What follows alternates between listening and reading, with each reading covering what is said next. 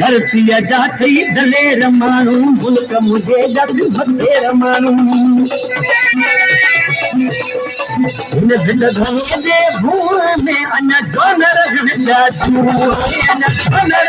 जातू धरती जाती दलेर मानू मुल्क मुझे जग भतेर मानू भूल में अन डोनर जातू अन डोनर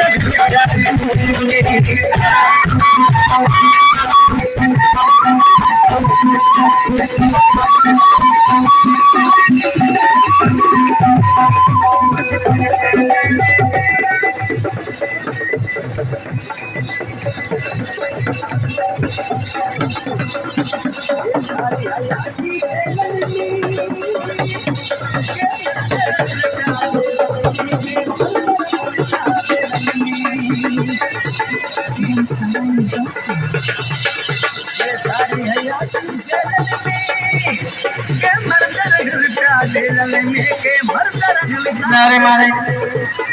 आओ सभिनी आयल सिंध वासन खे सिंध जे जोधन खे खैबर वासन खे जुमा शौक़ वासन खे उदेरोलाल वासन खे कामिर शकील खैबर खे साईं अल्ताफ शाह खे पीर ज़ुबैर खैबर खे ॿियो खाना बदोश जेकी संगत आहे उन्हनि खे वेलकम कयां थो ऐं अॼु आउं क़ौमी ईद जी सभिनी खे मुबारकबाद ॾियां थो। जीअं त अॼु सभिनी खे ख़बर आहे असांजो अॼु सकाफ़ती ॾींहुं आहे, पर असां हिन सकाफ़ती ॾींहं खे पंहिंजे ईद जी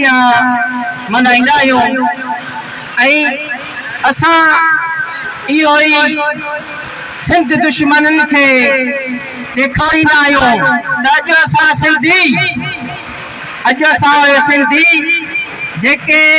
5000 साल तारीख़ रखंदड़, शऊर रखंदड़, सकाफ़त रखंदड़, हुनर रखंदड़, जंगजू मेहनती ऐं पहलवान आहियूं ऐं रहंदासीं ऐं असां सिंध जी जेके बि सिंध जो बेटा आहिनि, रेगिस्तान आहिनि, बेला आहिनि, सिंधू दरिया आहे, असां सिंध वासी उन जा आहियूं ऐं सिंध असांजी आहे ऐं रहंदी। जीअं त तव्हां सभिनी खे ख़बर हूंदी त सिंध दुश्मननि हमेशह सिंध ते हर साल जीअं को न को वार कंदा अचनि, पर हींअर जेको वार थियो आहे सिंध ते तमामु घणो थियो आहे। सिंधू दरिया जेको सिंध जो रूह आहे, सिंधू दरिया जेको सिंध जो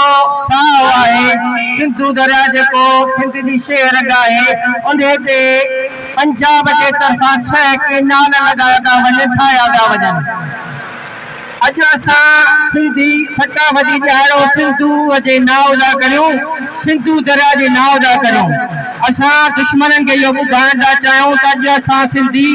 सिंधू दरिया जा मालिक आहियूं ऐं रहंदासीं ऐं असां इहो नारो था हणूं त सिंधू दरिया ते 6 केनाल नामंज़ूर ऐं नारो हणंदड़ सिंधू दरिया ते केनाल तव्हां सभु चवंदव नामंज़ूर। सिंधू दरिया ते केनाल, सिंधू दरिया ते केनाल। दुश्मननि खे इहो पैगाम ॾियणु चाहींदुसि त तव्हांजा जेके बि सिंध मुखालिफ़ मंसूबा आहिनि उहे असां रद्द था करियूं ऐं अॼु असां सिंधी अज़म था करियूं, वचन था करूं सिंधू असां त अॼु जेके बि असां सिंधी आहियूं कॾहिं बि सिंध ते केरु दुश्मन वार कंदो त सभु गॾु थी मज़मत बि कंदासीं, मज़ाहिमत बि कंदासीं। सभु हथ मथे खणी चयो नारे नारे सिंध, नारे नारे सिंध, सिंधू ते केनाल, सिंधू ते केनाल। महिरबानी जेको बि असांजो सिंधी नौजवान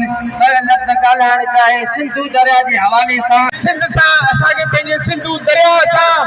असांखे पंहिंजे सिंधी ॿोलीअ सां ऐं असांखे पंहिंजे पत खे अजरक सां बेपनाह मोहबत आहे। ही इज़हार आहे असांजे इश्क जो, ही इज़हार आहे असांजी मोहबत जो, ही इज़हार आहे असांजी सचाई जो,